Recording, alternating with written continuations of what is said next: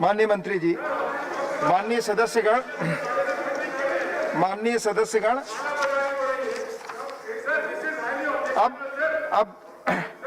अब बहुत ही महत्वपूर्ण विषय पर, बहुत ही देश के लिए संवेदनशील डेवलपमेंट्स और बॉर्डर्स इन लद्दाख का कोई चीज रिकॉर्ड पे नहीं जा रही है, कोई रिकॉर्ड पे नहीं जा रही है।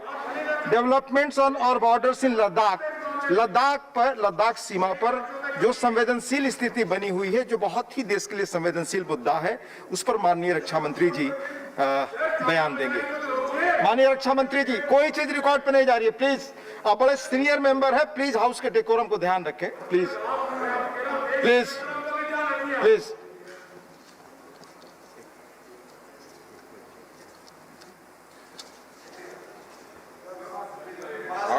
आदरणीय उपसभापति महोदय, लद्दाख की सीमाओं पर विगत कुछ महीनों में घटित घटनाओं का ब्यौरा देने के लिए सम्मानित सदस्यों के सामने मैं यहां पर उपस्थित हुआ हूं। हमारा यह महान देश भारत अनगिनत देशवासियों के त्याग एवं तपस्या के फलस्वरूप आज की लगा लें पूरा। अरे भाई, सबके लिए भूल गए, एक मिनट अपने हाथ देना है, अच्छा हो गया, इसमें क्या है।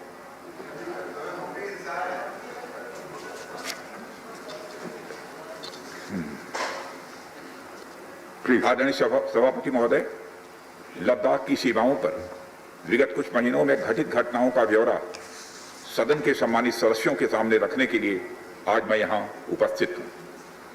हमारा यह महान देश भारत अनगिनत देशवासियों के त्याग एवं तपस्या के फलस्वरूप आज की स्थिति तक पहुंचा है। अध्यक्ष महोदय, स्वतंत्र भारत में भारत की सेनाओं ने देश की सुरक्षा के लिए अपना सर्वोच्च न्यौछावर करने में कभी भी कोताही नहीं बरती है। और आप सबको ज्ञात है कि 15 जून 2020 को गलवान घाटी में कर्नल संतोष बाबू के साथ हमारे 19 और बहादुर जवानों ने भारत माता की सीमा की रक्षा करते हुए अपने प्राणों की आहुति दी। हमारे प्रधानमंत्री श्री नरेंद्र मोदी जी ने स्वयं लद्दाख जाकर वीर जवानों का हौसला बढ़ाया। मैंने भी बहादुर जवानों से मिलकर उनके शौर्य और अटूट साहस का स्वयं भी अनुभव किया है। अध्यक्ष महोदय, सबसे पहले मैं संक्षेप में चाइना के साथ हमारे बाउंड्री इश्यूज के बारे में बताना चाहता हूं। जैसा कि सदन इस बात से अवगत है कि भारत एवं चाइना का सीमा का प्रश्न अभी तक अनसुलझा है। भारत और चाइना की बाउंड्री का कस्टमरी और ट्रेडिशनल अलाइनमेंट चाइना नहीं मानता है। यह सीमा रेखा वेल एस्टेब्लिश्ड भौगोलिक सिद्धांतों पर आधारित है, जिसकी पुष्टि न केवल ट्रीटीज और एग्रीमेंट्स द्वारा बल्कि हिस्टोरिक यूसेज और प्रैक्टिसेस द्वारा भी सभापति महोदय हुई है। इससे दोनों देश सदियों से अवगत हैं, जबकि चाइना यह मानता है कि बाउंड्री अभी भी औपचारिक रूप से निर्धारित नहीं है। साथ ही चाइना यह भी मानता है कि हिस्टोरिकल जुरिस्डिक्शन के आधार पर जो ट्रेडिशनल कस्टमरी लाइन है, उसके बारे में दोनों देशों की एक अलग अलग व्याख्या है। दोनों देश 1950 और 1960 के दशक में इस पर बातचीत कर रहे थे, परंतु पारस्परिक रूप से स्वीकार्य समाधान नहीं निकल पाया था। सभापति महोदय, जैसा कि यह सदन अवगत है कि चाइना लद्दाख में भारत की लगभग 38,000 स्क्वायर किलोमीटर भूमि का अनधिकृत या कब्जा किए हुए है।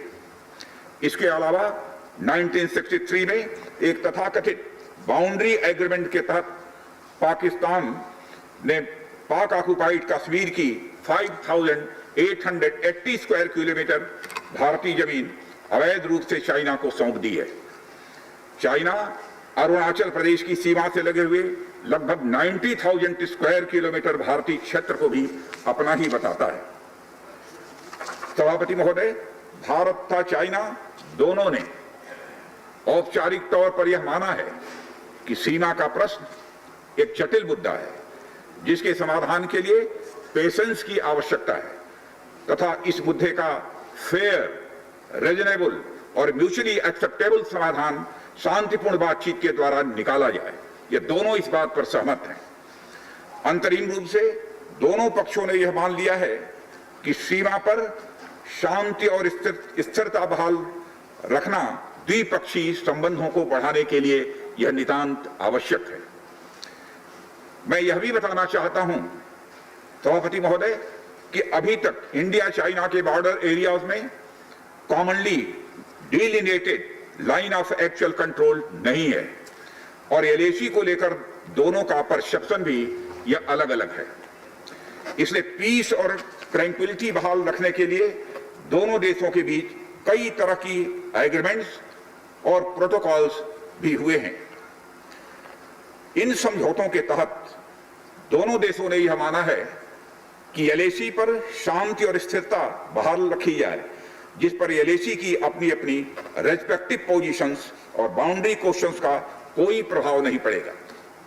इस आधार पर वर्ष 1988 के बाद से दोनों देशों के बाइलेटरल रिलेशंस में काफी विकास भी हुआ है। भारत का मानना है कि बाइलेटरल रिलेशंस को विकसित किया जा सकता है तथा साथ ही साथ बाउंड्री के मुद्दे के समाधान के बारे में चर्चा भी की जा सकती है। यह हम दोनों काम कर सकते हैं, परंतु एलएसी पर पीस और ट्रैंक्विलिटी में किसी भी प्रकार की गंभीर स्थिति का बाइलेटरल रिलेशंस पर निश्चित रूप से असर पड़ेगा, यह बात भी दोनों पक्षों को अच्छी तरह समझनी चाहिए। वर्ष 1993 और 1996 के समझौते में इस बात का जिक्र है कि एलएसी के पास दोनों देश अपनी सेनाओं की संख्या कम से कम रखेंगे। समझौते में यह भी है कि जब तक बाउंड्री इशू का पूर्ण समाधान नहीं होता है, तब तक एलएसी को स्ट्रिक्टली रेस्पेक्ट और एडहर किया जाएगा और उसका उल्लंघन किसी भी सूरत में नहीं किया जाएगा। सभापति महोदय, इन समझौतों में भारत व चाइना एलएसी के क्लैरिफिकेशन द्वारा एक कॉमन अंडरस्टैंडिंग पर पहुंचने के लिए भी प्रतिबद्ध हुए थे, पूरी तरह से कमिटेड थे। इसके आधार पर 1990 से 2003 तक दोनों देशों द्वारा एलएसी पर एक कॉमन अंडरस्टैंडिंग बनाने की कोशिश की गई, लेकिन इसके बाद चाइना ने इस कार्रवाई को आगे बढ़ाने पर अपनी सहमति नहीं जताई। इसके कारण कई जगहों पर चाइना तथा भारत के बीच एलएसी परसेप्शंस में ओवरलैप बराबर बना रहता है। इन क्षेत्रों में तथा बॉर्डर के कुछ अन्य इलाकों में दूसरे समझौतों के आधार पर दोनों की सेनाएं फेस ऑफ आदि की स्थिति का बराबर समाधान निकालती हैं, जिससे कि शांति कायम रहे। सभापति महोदय, इससे पहले कि मैं सदन को वर्तमान स्थिति के बारे में बताऊं, मैं यह बताना चाहता हूं कि सरकार की विभिन्न इंटेलिजेंस एजेंसीज के बीच कोऑर्डिनेशन का एक इलेबोरेट और टाइम टेस्टेड मैकेनिज्म है, जिसमें सेंट्रल पुलिस फोर्सेस और तीनों आर्म फोर्सेस की इंटेलिजेंस एजेंसीज भी शामिल हैं। टेक्निकल और ह्यूमन इंटेलिजेंस को लगातार कोऑर्डिनेटेड तरीके से इकट्ठा किया जाता है तथा आर्म फोर्सेस से उनके डिसीजन मेकिंग के लिए शेयर भी किया जाता है। सभापति महोदय, मैं अब सदन को इस साल उत्पन्न परिस्थितियों के बारे में अवगत कराना चाहता हूं। अप्रैल माह से ईस्टर्न लद्दाख की सीमा पर चाइना ने सेनाओं की संख्या तथा उनके आर्मामेंट्स में वृद्धि की है, जिसे स्पष्ट रूप से देखा गया है। मई महीने के प्रारंभ में चाइना ने गलवान घाटी क्षेत्र में हमारी ट्रुप्स की नॉर्मल ट्रेडिशनल पेट्रोलिंग पैटर्न में व्यवधान डालना शुरू किया, जिसके कारण फेस ऑफ की स्थिति उत्पन्न हुई। ग्राउंड कमांडर्स द्वारा इस समस्या को सुलझाने के लिए विभिन्न समझौतों तथा प्रोटोकॉल के तहत वार्ता की जा रही थी कि इसी बीच मई महीने के मध्य में सभापति महोदय, चाइना द्वारा वेस्टर्न सेक्टर में कई स्थानों पर एलएसी पर ट्रांसग्रेशन करने की कोशिश की गई। इसमें कोंकला, गोगरा और पेंगोंग लेक का नॉर्थ बैंक शामिल है। इन कोशिशों को हमारी सेनाओं ने समय पर देख लिया तथा उसके लिए आवश्यक जवाबी कार्रवाई भी हमारी सेना ने की। सभापति महोदय, और हमने चाइना को डिप्लोमेटिक तथा मिलिट्री चैनल्स के माध्यम से यह अवगत करा दिया इस प्रकार की गतिविधियां यथास्थिति को यानी स्टेटस को एक तरफा बदलने का प्रयास है, और यह भी साफ कर दिया कि ये प्रयास हमें किसी भी सूरत में सभापति महोदय मंजूर नहीं है। यह दो टूक शब्दों में यह चाइना को बता दिया गया है। एलएसी के ऊपर फ्रिक्शन बढ़ता हुआ देखकर दोनों तरफ के सैन्य कमांडरों ने 6 जून 2020 को मीटिंग की तथा इस बात पर सहमति बनी कि रेसिप्रोकल एक्शंस के आधार पर डिसएंगेजमेंट किया जाना चाहिए। दोनों पक्ष इस बात पर भी सहमत हुए कि एलएसी को माना जाएगा तथा कोई ऐसी कार्रवाई नहीं की जाएगी जिससे यथास्थिति यानी स्टेटस को बदले।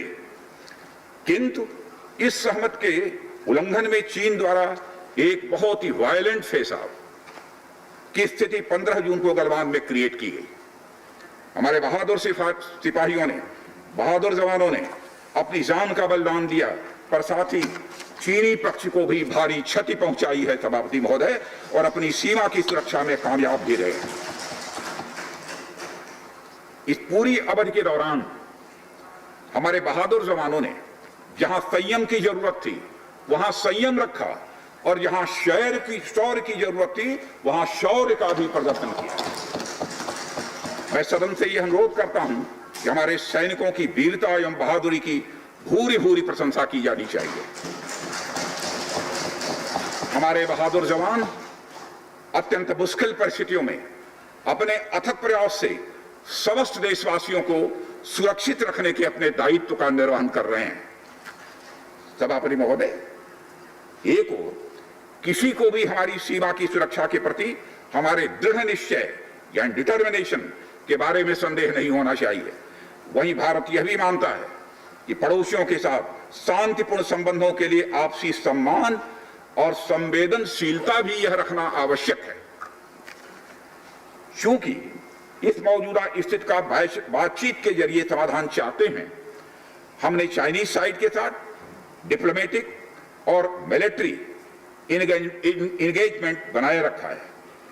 इन डिस्कशंस में 3 की प्रिंसिपल्स हमारी अप्रोच को सभापति महोदय तय करते हैं। पहला, दोनों पक्ष को एलएसी का सम्मान और कड़ाई से पालन करना चाहिए। फर्स्ट। सेकंड, किसी भी पक्ष को अपनी तरफ से यथास्थिति का यानी स्टेटस को का उल्लंघन करने का प्रयास नहीं करना चाहिए। थर्ड, दोनों पक्षों के बीच सभी समझौतों और अंडरस्टैंडिंग्स का पूर्णतया पालन करना चाहिए। चाइनीज साइड की यह पोजीशन है कि स्थिति को एक जिम्मेदार ढंग से हैंडल किया जाना चाहिए और द्विपक्षीय समझौतों एवं प्रोटोकॉल के अनुसार शांति एवं स्थिरता सुनिश्चित किया जाना चाहिए। लेकिन सभापति महोदय, इसके बावजूद चीन की गतिविधियों से यह पूरी तरह से स्पष्ट है, उसकी कथनी और उसकी करनी में अंतर है। और इसका प्रमाण है कि जब डिस्कशन चल ही रहे थे, चीन की तरफ से 29 और 30 अगस्त की रात को प्रोवोकेटिव माने उकसाने वाली, भड़काने वाली सैनिक कार्रवाई की गई, तो चीन की तरफ से की गई, भारत की तरफ से नहीं की गई। जो पेंगोंग लेक के साउथ बैंक एरिया में स्टेटस को बदलने का एक चीन के द्वारा प्रयास किया गया, लेकिन एक बार फिर हमारी आर्म फोर्सेस के द्वारा सभापति महोदय टाइमली व फर्म एक्शंस के कारण उनके प्रयास किसी भी सूरत में सफल नहीं हो पाए। सभापति महोदय, जैसा कि उपर्युक्त घटनाक्रम से स्पष्ट है, चीन की कार्रवाई से हमारे विभिन्न द्विपक्षीय समझौतों के प्रति उसका डिसरिगार्ड दिखता है। चीन द्वारा ट्रुप्स की भारी मात्रा में तैनाती किया जाना 1993 और 1996 के समझौतों का उल्लंघन है। एलएसी का सम्मान करना और उसका कड़ाई से पालन किया जाना सीमा क्षेत्रों में शांति और सद्भाव का यह आधार है, और इसे 1993 और 1996 के समझौतों में स्पष्ट रूप से स्वीकार भी किया गया है, जबकि हमारी आर्म्ड फोर्सेस इसका पूरी तरह से पालन करती हैं। सभापति महोदय, चाइनीज साइड की ओर से ऐसा नहीं हुआ है। उनकी कार्रवाई के कारण एलएसी के आसपास समय समय पर फेस ऑफ और फ्रिक्शंस पैदा हुए हैं। जैसा कि मैंने पहले भी उल्लेख किया, इन समझौतों में फेस ऑफ की स्थिति से निपटने के लिए विस्तृत प्रोसीजर्स और नॉर्म्स भी निर्धारित हैं। तथापि इस वर्ष हाल की घटनाओं में चाइनीज फोर्सेस का वायलेंट कंडक्ट सभी म्यूचुअली एग्रीड नॉर्म्स का यह पूर्णतया उल्लंघन है। सभापति महोदय, अभी की स्थिति के अनुसार चाइनीज साइड ने एलएसी और अपने अंदरूनी क्षेत्रों में बड़ी संख्या में सैनिक टुकड़ियां और गोला बारूद मोबिलाइज किया हुआ है। पूर्वी लद्दाख और गोगरा, कोंकला और पेंगोंग लेक का नॉर्थ और साउथ बैंक्स पर कई फ्रिक्शन एरियाज हैं। चीन की कार्रवाई के जवाब में हमारी आर्म फोर्सेस ने भी इन क्षेत्रों में उपयुक्त काउंटर डिप्लॉयमेंट्स किए हैं ताकि भारत की सीमा पूरी तरह से सुरक्षित रहे। अध्यक्ष महोदय, सदन को आश्वस्त रहना चाहिए, फिर से बात दोहराना चाहता हूं सभापति महोदय, सदन को आश्वस्त रहना चाहिए कि हमारी आर्म फोर्सेस इस चुनौती का सफलता से सामना करेंगी और इसके लिए उन्हें सचमुच उन पर हमें गर्व है। अभी जो स्थिति बनी हुई है उसमें संवेदनशील ऑपरेशनल मुद्दे शामिल हैं, सेंसिटिव ऑपरेशनल इश्यूज यह शामिल है। इसलिए मैं इस बारे में ज्यादा ब्यौरे का खुलासा नहीं करना चाहूंगा और मैं आश्वस्त हूं यह सदन इस संवेदनशीलता को समझेगा। सभापति महोदय, कोविड-19 के चुनौती भरे समय में हमारी आर्म फोर्सेज और आईटीबीपी का तेजी से डिप्लॉयमेंट हुआ है। उनके प्रयासों को एप्रिशिएट किए जाने की जरूरत है और यह इसलिए भी संभव हुआ है क्योंकि सरकार ने पिछले कुछ वर्षों में बॉर्डर इंफ्रास्ट्रक्चर के विकास को काफी अहमियत दी है। सदन को जानकारी है कि पिछले कई दशकों में चीन ने बड़े पैमाने पर इंफ्रास्ट्रक्चर एक्टिविटी सीमा पर प्रारंभ की है, जिनसे बॉर्डर एरियाज में उनके डिप्लॉयमेंट की क्षमता भी बढ़ी है।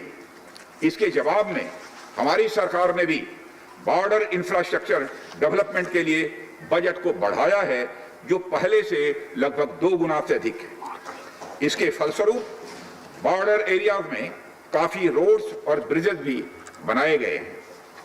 इससे न केवल लोकल पॉपुलेशन को जरूरी कनेक्टिविटी ही मिली है, बल्कि हमारी आर्म फोर्सेस को बेहतर लॉजिस्टिकल सपोर्ट भी मिला है। इसके कारण वे बॉर्डर एरियाज में अधिक अलर्ट रह सकते हैं और जरूरत पड़ने पर बेहतर जवाबी कार्रवाई भी कर सकते हैं। और आने वाले समय में भी सरकार इस उद्देश्य के प्रति पूरी तरह से प्रतिबद्ध रहेगी। देश हित में हमें कितना ही बड़ा और कितना ही कड़ा कदम उठाना पड़े सभापति महोदय, हम पीछे नहीं हटेंगे।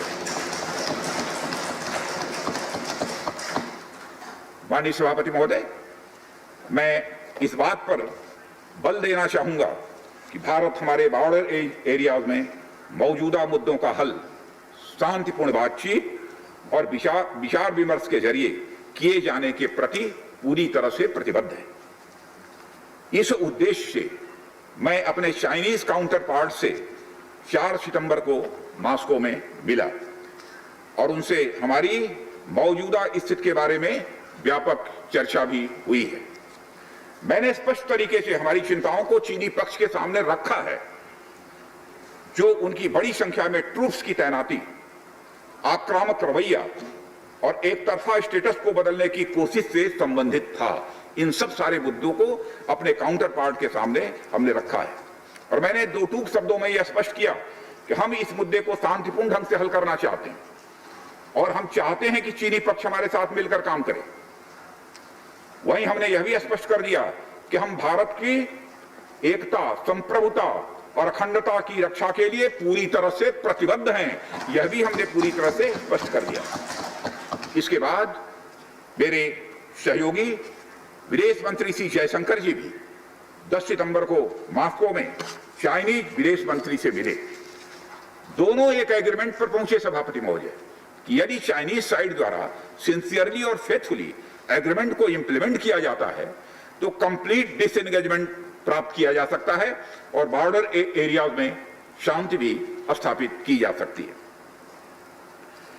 सभापति महोदय, जैसा कि सदस्यों को जानकारी है, बीते समय में भी चीन के साथ हमारे बॉर्डर एरियाज में लंबे स्टैंड ऑफ की स्थिति कई बार बनी है, जिसका शांतिपूर्ण तरीके से समाधान भी किया गया था।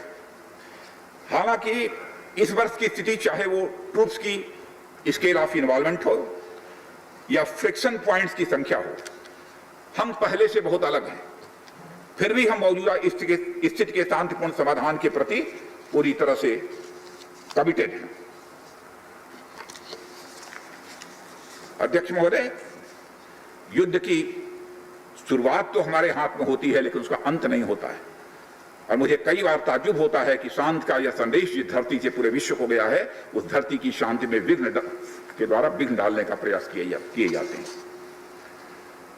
और अध्यक्ष महोदय, सदन के माध्यम से मैं हमारे 130 करोड़ देशवासियों को आश्वस्त करना चाहता हूं कि हम देश का मस्तक झुकने नहीं देंगे, न ही हम किसी का मस्तक झुकाना चाहते हैं। इस राष्ट्र के प्रति, इसकी सुरक्षा के प्रति हम पूरी तरह से दृढ़ संकल्प हैं। अध्यक्ष महोदय, इस सदन की एक गौरवशाली परंपरा रही है कि जब भी देश के समक्ष कोई बड़ी चुनौती आई है, तो इस सदन ने भारतीय सेनाओं की दृढ़ता और संकल्प के प्रति अपनी पूरी एकता और पूरा भरोसा दिखाया है। साथ ही सीमा क्षेत्र में तैनात अपने बहादुर सेना के जवानों के शौर्य, पराक्रम और सीमा की सुरक्षा के प्रति उनकी प्रतिबद्धता पर इस सदन ने पूरा विश्वास भी व्यक्त किया है। मैं आपके माध्यम से देशवासियों को यह विश्वास दिलाना चाहता हूं कि हमारे आर्म फोर्सेस के जवानों का जोश एवं हौसला बुलंद है सभापति महोदय, और हमारे जवान किसी भी संकट का सामना करने के लिए पूरी तरह से दृढ़ प्रतिज्ञ हैं।